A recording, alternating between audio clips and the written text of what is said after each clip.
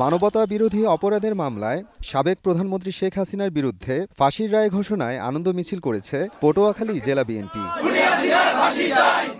সোমবার দুপুরে জেলা বিএনপি ও এর অঙ্গ সংগঠনের নেতাকর্মীরা পৌর শহরের শহীদ হৃদয় চত্বরে অবস্থান নেন। রায় ঘোষণার পর সেখানেই সংক্ষিপ্ত আনন্দ মিছিল ও পথসভা করেন তারা।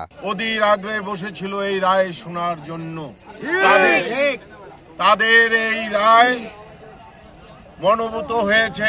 নতুন বাংলাদেশে আমরা আজকে বিচার বিভাগ স্বাধীন, যে বিচারহীনতার সংস্কৃতি ছিল সেটা থেকে আজকে আমরা মুক্ত। আজকে এক নতুন ইতিহাস সৃষ্টি হয়েছে। আমরা ইনশাল্লাহ সন্তুষ্ট প্রকাশ করি পটুয়াখালী জেলা বিএনপি সারা দেশ এবং জাতির মতো। এদিকে জেলা আইনজীবী সমিতির সামনে তাৎক্ষণিকভাবে আনন্দ মিছিল করেছে জেলা জাতীয়তাবাদী আইনজীবী ফোরাম।